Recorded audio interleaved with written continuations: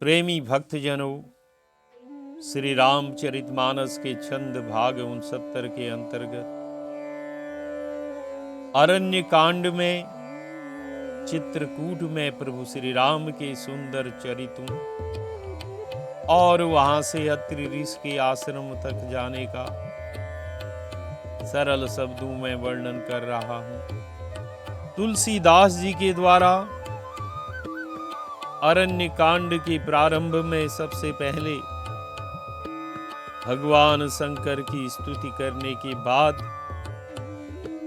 श्री रामचंद्र जी के राम बटोही रूप की स्तुति की गई है।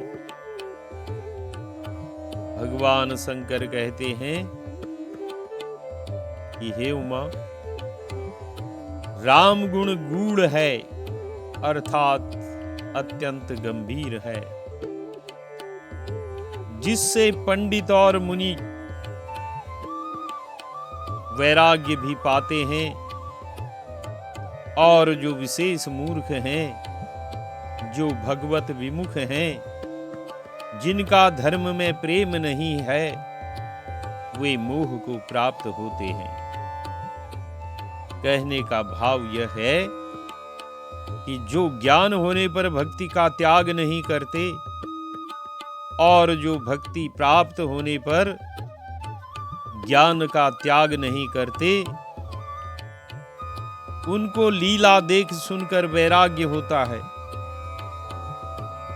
जब तक ज्ञान और भक्ति दोनों जागृत रहते हैं, तब तक गूढ़ चरित्र से वैराग्य होता है, और जब दोनों में से एक प्रबल होकर दूसरे को दबाता है, तब मोह होता है। जैसे गरुड़ जी तथा नारद जी में ज्ञान के अहंकार से भक्ति दब गई थी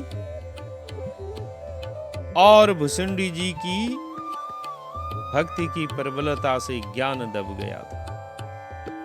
अभी तक पूर्ववासियों के और भरत जी के अनुपम प्रेम का मैंने अपनी बुद्धि के अनुसार गान किया है। अब देवता, मनुष्य और मुनियों के मन को भाने वाले प्रभु श्री रामचंद्र जी के अत्यंत पवित्र चरित्र सुनो, जिन्हें वे वन में कर रहे हैं। प्रश्न है कि श्री राम जी ऐसा क्या करते हैं जो देवता, मनुष्य और मुनियों के मन को भाए? क्योंकि इन तीनों को निज स्वार्थ प्रिय है। रघुनाथ जी यज्ञादि करते हैं, यह सुरभावन है। पितृ भक्ति रूपी धर्म का पालन करते हैं, यह नर भावन है। और मुनियों का सा आचरण और वेश धारण किए हुए मुनियों की रक्षा में तत्पर हैं, अतः यह मुनि भावन है। प्रसंग है कि एक बार सुंदर फूलों को चुनकर, कैसे सुंदर फूल? फूल तो सारे सुंदर होते हैं, जो कोमल सुगंधित मनोहर श्री सीता जी को अति प्रिय, उनके शरीर की कांति के अनुकूल, सौंदर्य और सुख बढ़ाने में समर्थ, ऐसे सुंदर फूलों को चुनकर श्री रामचंद्र जी ने अपने हाथों से आभूषण बनाए। क्या आभूषण बनाए? शीश फूल, नुपुर, बिछुए, गलोबंद, कंकण, कड़े, चंद्रिका आदि ये तमाम आभूषण प्रभु ने बनाए और प्रभु ने आदर पूर्वक वे गहने सीता जी को पहनाए। दोनों सुंदर स्फटिक शिला पर बैठे हुए हैं। अब स्फटिक शिला कैसी होती है? बड़ी कठोर होती है। इससे बताया गया है कि श्री राम कोमलता और कठोरता दोनों को धारण करने वाले हैं, यानी कि सज्जन के लिए कोमल और दुष्टों के लिए बड़े कठोर हैं। श्याम रंग के श्री रामचंद्र जी पीतांबर धारण किए हुए हैं। सीता जी तपे हुए सोने की तरह तेजस्वी और गौरवर्ण हैं। स्फटिक शिला पर बैठने से श्याम पीत और गौर वर्णों के प्रतिबिंब तथा श्री सीता जी के अंग अंग पर चढ़ाए हुए अनेक रंगों के पुष्पों के आभूषणों के प्रतिबिंब जो उस शिला पर पड़ रहे हैं वे कितने सुंदर लग रहे होंगे। यह तो वही जानता है जिसने इसे अपनी आंखों से देखा हो, पर कल्पना तो सभी कर सकते हैं। और उधर देवराज इंद्र का पुत्र जयंत कौवे का वेश धरकर वह मूर्ख श्री रघुपति का बल देखना चाहता है। जैसे चींटी समुद्र की थाह लेना चाहे, वैसे ही उस महानीच बुद्धि जयंत ने उनके बल की थाह पानी चाहिए। सुरपति सुत कहने का भाव यह है कि सुरपति छली है और इसने भी छल किया। प्रश्न है कि जयंत ने कौवे का ही रूप धारण क्यों किया? क्योंकि यह चांडाल कर्म करने आया है, अतः चांडाल पक्षी का रूप धारण ही किया। दूसरा, कौवा महामोह का स्वरूप है और बड़ा सयाना यानी कि बड़ा चतुर होता है, इसीलिए कौवे का रूप धरा। तीसरा, भुसंडी जी भी काग हैं, वे राम के परम भक्त हैं, कदाचित अपराध होने पर वे क्षमा अवश्य करेंगे, इसीलिए काग का रूप धारण किया। चौथा कारण यह है कि कौवा हर जगह मिलता है, अतः कोई संदेह भी नहीं करेगा। और वह मूढ़ मंद बुद्धि कारण कौवा श्री सीता जी के चरणों में चोंच मारकर भागा। क्यों चोंच मारी?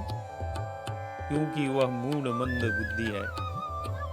वह श्री राम जी का बल देखना चाहता है कि ऐसा करूंगा तो श्री राम जी अपना पूरा बल लगा देंगे तो मुझे उनके बल का पता लग जाएगा। जब खून बह चला तब रघुपति जी ने जाना।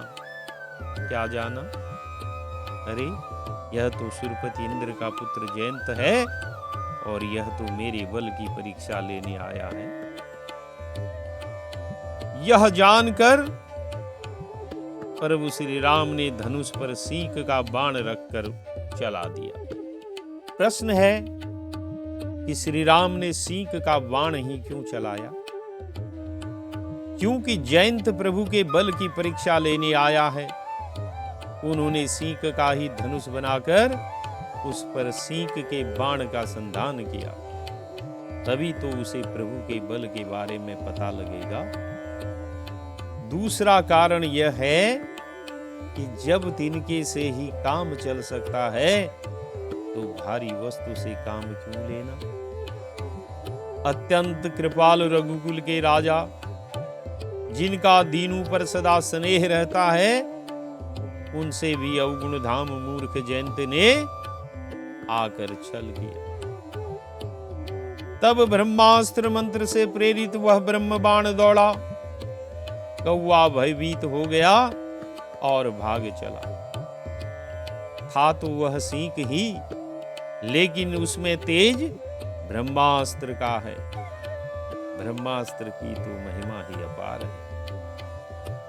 यह देखकर वह अपना असली रूप धारण कर पिता के पास गया, परंतु राम विरोधी होने से इंद्र ने उसको न रखा। अभी तक उसे अपने पिता का पूरा भरोसा था। जब उन्होंने शरण नहीं दी तो और भी भयभीत हो गया, तो उसे और चिंता सताने लगी, क्योंकि यदि पिता ही रक्षा न करे तब उसकी रक्षा कौन करेगा?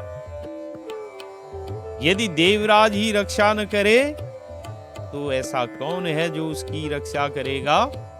इसी से वह हताश हो गया। उसके मन में भय उत्पन्न हो गया। जैसा भय दुर्वासा ऋषि को चक्र से उत्पन्न हुआ था। जब ऋषि दुर्वासा ने राजा अम्बरीश का अपराध किया, तब भगवान विष्णु ने अपना चक्र चलाकर उसे राजा अम्बरीश के पैरों पर गिराया। वहां भी वह चक्र वर्ष भर में लौटा। तब जयंत निराश होकर वह ब्रह्मलोक, शिवलोक आदि समस्त लोकों में थका हुआ, भय और शोक से व्याकुल होकर भागता फिरा, परंतु किसी ने उन्हें बैठने तक को नहीं कहा, क्योंकि श्री राम के द्रोही को कौन रख सकता है, अर्थात कोई नहीं। प्रश्न है कि वह ब्रह्मलोक क्यों गया? क्योंकि यह सिकास्त्र ब्रह्मास्त्र मंत्र से अभिमंत्रित है, अतः सोचा कि ब्रह्मा इसका अवश्य ही निवारण करेंगे, लेकिन ब्रह्मा ने कुछ भी करने से मना कर दिया। और वह शिवलोक क्यों गया? क्योंकि उसने सोचा कि शिव जी संहार के देवता हैं, महामृत्युंजय हैं, अतः वे अवश्य रक्षा करेंगे। लेकिन किसी ने मदद नहीं की। जयंत भय से पीड़ित हो जहां जहां जाता, वहीं वहीं वह भयानक सिकास्त्र पहुंच जाता। किसी ने उसे बैठने को भी नहीं कहा, क्योंकि राम विरोधी सबका द्रोही है। जिसे अपनी भी वही दुर्दशा करानी हो, वही रक्षा का साहस कर सके। श्री राम के द्रोही को कौन रख सकता है? कागभूषणी जी कहते हैं, हे गरुड़ सुनिए, जो रामद्रोही है उसके लिए माता मृत्यु के समान, पिता यमराज के समान और अमृत विष के समान हो जाता है। मित्र सैकड़ों शत्रुओं की सी करनी करने लगते हैं, देव नदी गंगा जी उसके लिए वैतरणी हो जाती है। अब वैतरणी क्या है? वह नदी जो यम के द्वार पर मानी जाती है। कहते हैं कि यह नदी बहुत तेज बहती है। इसका जल बहुत ही गर्म और बदबूदार है। उसमें हड्डियां, लहू तथा बाल आदि भरे हुए हैं। माना जाता है कि प्राणी को मरने पर पहले यह नदी पार करनी पड़ती है, जिसमें उसे बहुत कष्ट होता है। परंतु यदि जीवितावस्था में गोदान किया हो, तो वह उसी गौ की सहायता से वैतरणी को सहज ही पार कर सकता है।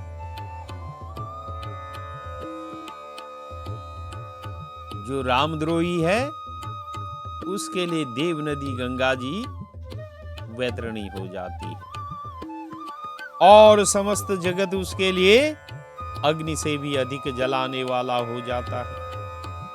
कहने का भाव यह है कि जब जयंत अपने पिता के पास गया, तो उसकी माता सची मृत्यु समान और पिता इंद्र यम समान कठोर चित्त हो गए। लोकपाल आदि को मित्र जानकर जिन जिन की शरण में जयंत गया, वे शत्रु हो गए। उन्होंने बैठने भी नहीं दिया। और गंगा रूपिणी जानकी जी उसे वैतरणी तुल्य हो गई। कैलाश जैसा अत्यंत शीतकर जगह भी उसे सिकास्त्र के प्रभाव से दहकता हुआ लगा। जब नारद जी ने जयंत को अत्यंत व्याकुल देखा, तो उन्हें दया आ गई, क्योंकि संतों का चित्त बड़ा कोमल होता है। उन्होंने उसे समझाकर तुरंत श्री राम जी के पास भेज दिया। उसने जाकर पुकार कर कहा, हे शरणागत के हितकारी, मेरी रक्षा की। प्रश्न यह है कि जब वह तीनों लोकों में गया, तो क्या किसी को यह बात नहीं सूझी कि आप श्री राम जी के शरण में जाओ, वही आपकी रक्षा करेंगे। यह बात तो सबको पता थी, लेकिन उसे प्रभु के बल का भी तो पता करना था। जब तक वह हर ओर से निराश न हुआ, तब तक उसे उपदेश देने का भी क्या फायदा। यही सोचकर उसे किसी ने भी यह उपदेश नहीं दिया। आतुर और भयभीत जयंत ने जाकर तब श्री राम जी के चरण पकड़ लिए और कहा कि हे रघुनाथ जी, रक्षा कीजिए, रक्षा कीजिए। आपके अतुलित बल और आपकी अतुलित प्रभुता यानी सामर्थ्य को मैं मंद बुद्धि जान नहीं पाया था। अपने किए हुए कर्म से उत्पन्न फलों को मैं पा गया। हे प्रभु, अब मेरी रक्षा कीजिए, मैं आपकी शरण में आया हूं। शिव जी कहते हैं, हे पार्वती, कृपालु श्री रघुनाथ जी ने उसके दुख भरे वचन सुनकर उसको एकाक्ष यानी एक आंख का करके छोड़ दिया। अर्थात उसकी एक आंख फोड़ दी। एक आंख क्यों फोड़ दी? क्योंकि इससे बाण की अमोघता भी रही, उसको शिक्षा भी मिली, क्योंकि उसने नेत्र से ही देखकर चोंच मारी थी। प्रभु ने न्याय और दया दोनों की मर्यादा रखी। उसने मोहवश जो द्रोह किया था, यद्यपि उसका वध ही उचित था, तो भी प्रभु ने कृपा करके उसे छोड़ दिया। रघुवीर श्री राम जी के समान इस संसार में कौन दयालु है। श्री राम जी समर्थ हैं, रघुकुल के श्रेष्ठ वीर हैं, तो भी जयंत पर इतना कोप होने पर कृपालु हुए। जयंत प्रसंग में सभी 9 रसों की झलक देखने को मिलती है। पुष्पों के गहने पहनाने में श्रृंगार की पराकाष्ठा है, अतः यहां श्रृंगार रस है।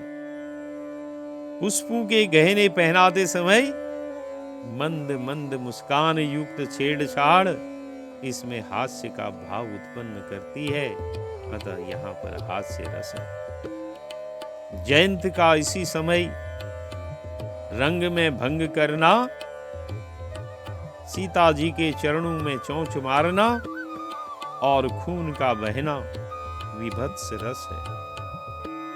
श्री राम का उस पर क्रोध आना रौद्र रस है। सींग पर ब्रह्मास्त्र का प्रयोग करके उसे लक्ष्य बनाना यहां वीर रस है। बाण ने पीछा करके जयंत को भयातुर किया, इसमें भयानक रस है। बाण और जयंत में 2 अंगुल का ही फर्क रहा, किंतु उसे जलाया नहीं, यह अद्भुत रस है। शरण आने पर दया करना करुणा रस है, और सब कुछ हो चुकने पर चित्त स्थिर बना रहना यह शांत रस है। इस प्रकार चित्रकूट में बसकर श्री रघुनाथ जी ने अनेक चरित किए, जो कानों को अमृत समान प्रिय हैं। फिर श्री राम जी ने मन में ऐसा विचार किया कि मुझे सभी जान गए, इससे अब यहाँ भीड़ होगी, अतः सब मुनियों से विदा लेकर सीता सहित दोनों भाई वहां से चले। अर्थात प्रभु ने चित्रकूट को छोड़ दिया। प्रभु जब अत्रि जी के आश्रम में गए, तब वे महामुनि सुनते ही बड़े आनंदित हुए। शरीर पुलकित हो गया। श्री रामचंद्र जी को देखकर अत्रि जी उठकर दौड़े। मुनि को दौड़े आते देखकर रामचंद्र जी भी शीघ्रता से चलकर आए। प्रश्न है कि अत्रि मुनि श्री रामचंद्र को देखकर प्रेमातुर हो दौड़े आए और प्रभु राम आतुरता से चल कर आए। ऐसा क्यों? क्योंकि प्रभु के साथ सीता जी भी थी, जो अत्यंत सुकुमारी हैं, वे दौड़ नहीं सकती, इसीलिए प्रभु भी तेज चले। दंडवत करते ही मुनि ने उनको हृदय से लगा लिया और दोनों जनों को अपने प्रेमाश्रु से नहला दिया। रामचंद्र जी की छवि देखकर उनके नेत्र शीतल हो गए, क्योंकि रामानुरागी राम को ही पाकर उनका दर्शन करके शीतल होते। तब मुनि उनको आदर पूर्वक अपने आश्रम में लाए। पूजा करके सुहावने सुंदर वचन कहकर उन्होंने प्रभु को मन भावन कंद मूल फल दिए, जिससे प्रभु अति प्रसन्न हुए। प्रभु आसन पर विराजे, नेत्र भरकर उनकी शोभा देखकर परम प्रवीण मुनि श्रेष्ठ हाथ जोड़कर स्तुति कर रहे हैं। अर्थात श्री अत्रि जी श्री जानकी सहित रघुनाथ जी को आसन पर बैठाकर परम भक्ति के साथ अर्घ्य पाद्य आचमन मधुपर्क वस्त्राभूषण चंदन और दिव्य अन्नपान आदि नैवेद्य इत्यादि द्वारा पूजन करके उनकी स्तुति कर रहे हैं। तो बोलिए सियावर रामचंद्र की जय।